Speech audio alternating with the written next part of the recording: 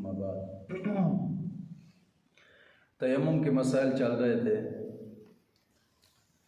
मसला नंबर 26 तक पढ़ा था, अब मसला नंबर 27 से शुरू करते हैं।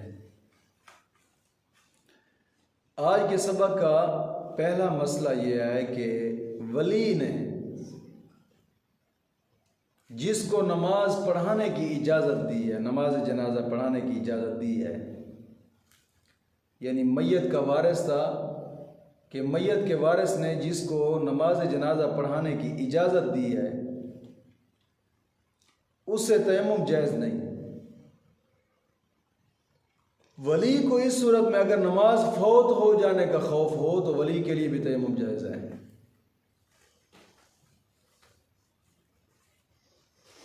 बैठिए।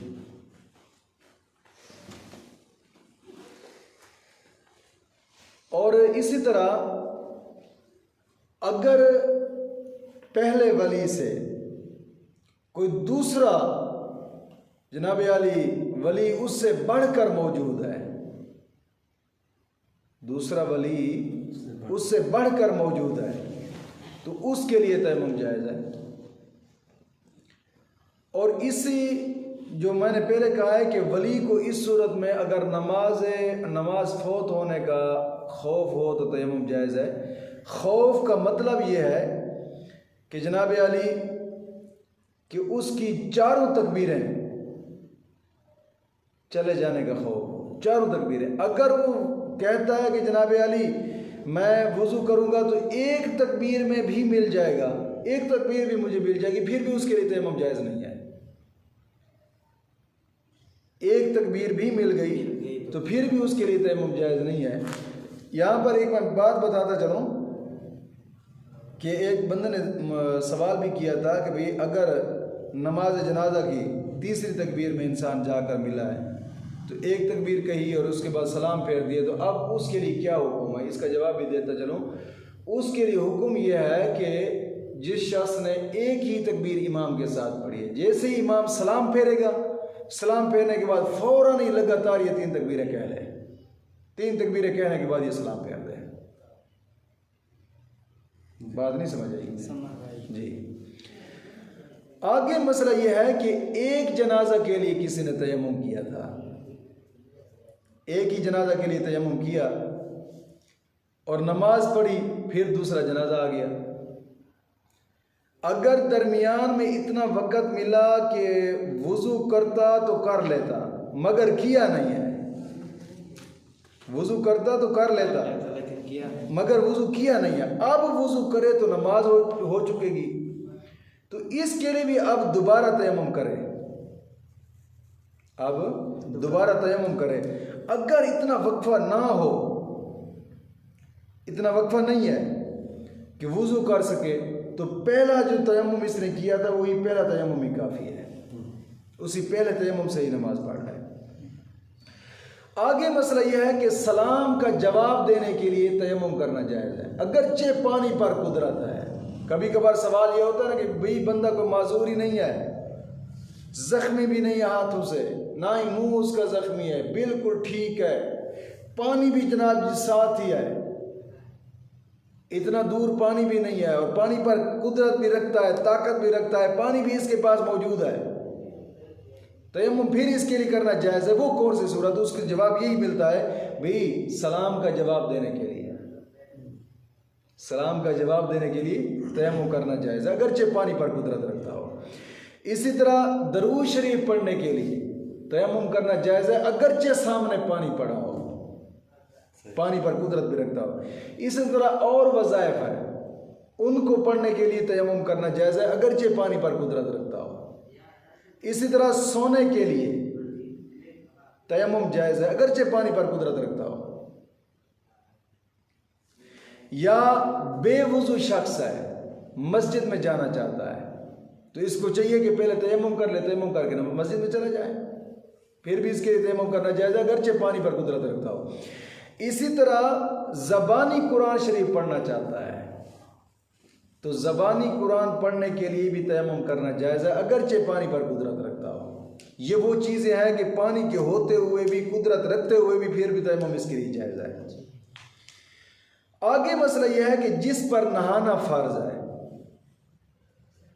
उसे बगैर ज़रूरत मस्जिद में जाने के लिए तयम्मुम जायज़ नहीं है। बगैर ज़रूरत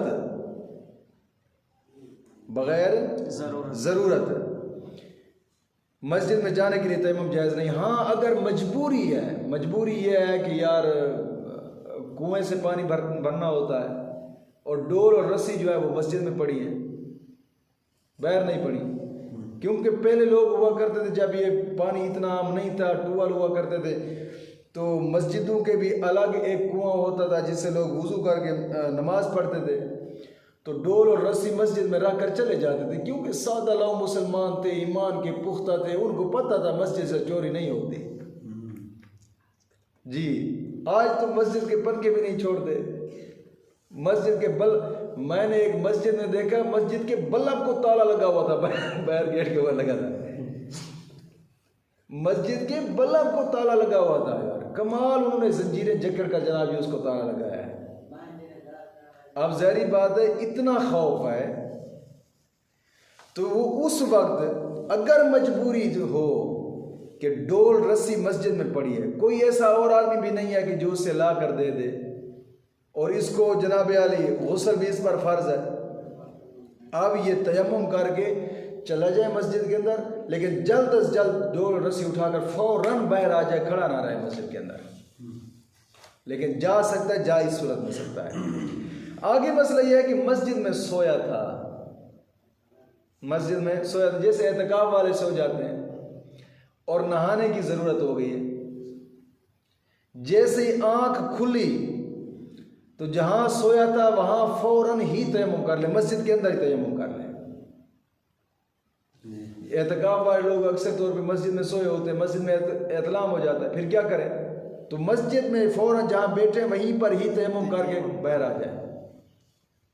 मसला समझ आया कि नहीं है? ताखीर ये हराम है, देर नहीं करनी चाहिए। ऐसा ना हो कि बस सुस्त आदमी हो और बैठा रहे, जनाब वाले कोई सुस्ती उतर जाए, बाद में तयम्मुम करूँगा, ये जायज़ है, ये हराम है, जायज़ नहीं है। कभी कभार लोग कहते हैं जनाब वाले कपड़ा बिछा ले, जहाँ सो कपड़ा बिछा ले, एक कपड़ा बिछा ले, फिर उसके आगे और बिछा ले, फिर उसके आगे और बिछा ले, फिर उसके आगे और बिछा ले, इस तरीके से मस्जिद से निकल जाए, ये तरीका ठीक नहीं है। ये तयम्मुम वाला जो शरीयत ने रास्ता दिखाया है, ये भी ठीक है। आगे मसला यह है कि कुरान मजीद छूने के लिए जब पानी पर कुदरत रखता है तो कुरान मजीद को छूने के लिए तयम्मुम करना जायज़ नहीं है। इसी तरह सजदा तिलावत करने के लिए या सजदा शुक्र अदा करने के लिए पानी पर कुदरत रखता है तो तयम्मुम जायज़ नहीं है इसके लिए। आगे मसला यह है कि वक्त अगर इतना तंग हो गया है, इतना तंग हो गया है कि वुज़ू या गुस्ल करेगा तो नमाज चली जाएगी। वही मसला जिसकी मैं बताया था, वुज़ू या गुस्ल करेगा तो नमाज कज़ा हो जाएगी। तो इसको चाहिए कि तयम्मुम करके नमाज पढ़ ले, फिर वुज़ू या गुस्ल करके फिर नमाज का इयादा कर ले। समझ आया मसला कि नहीं आया? जी हाँ। आगे मसला यह है कि औरत हैज़ और निफास से पाक हुई है। हैज़ कहते हैं कि महीने के अंदर 10 दिन औरत को ज़्यादा से ज़्यादा 10 दिन खून आता है। निफास कहते हैं कि बच्चा पैदा होने के बाद 40 दिन तक उसका खून होता है, मुद्दत होती है खून की। औरत हैज़ और निफास से पाक हुई है, हैज़ के 10 दिन मुकम्मल हुए हैं या निफास के 40 दिन मुकम्मल हुए हैं, तो उसके बाद वो पानी पर कुदरत नहीं रखती तो उसके लिए भी तयम्मुम करना जायज़ है। तयम्मुम कर ले, गुस्ल हो जाएगा। आगे मसला यह है कि मुर्दे को अगर गुस्ल ना दे सकें, मुर्दे को अगर गुस्ल नहीं दे सकते कि इस वजह से कि पानी नहीं है, या फिर ये वजह है कि उसके बदन को हाथ लगाते हैं, तो जनाब जी हाथ लगाना उसके बदन को जायज़ नहीं है। मिसाल के तौर पर अजनबी औरत है, अजनबी औरत है, अब उसके जिस्म को तो हाथ नहीं लगा सकते, अजनबी औरत के जिस्म को। या अपनी औरत है मरने के बाद, अपनी औरत को मरने के बाद इंसान तो उसे छू नहीं सकता। जब औरत फौत हो जाए तो मर्द उसे नहीं छू सकता ना, छू नहीं सकता। अपनी औरत को मरने के बाद मर्द उसे छू नहीं सकता, लिहाजा उसे तयम्मुम कराया जाए। तयम्मुम कराया जाए। हाँ, गैर महरम को अगरचे वो शोहर है, औरत को तयम्मुम कराना चाहता है तो उसके लिए ज़रूरी ये है कि कोई कपड़ा दरमियान में हायल करे, यानी हाथों के ऊपर कोई कपड़ा चढ़ा दे या दरमियान उसके जिस्म के ऊपर कोई कपड़ा रख कर उसके ऊपर जनाब जी तयम्मुम कराए उससे।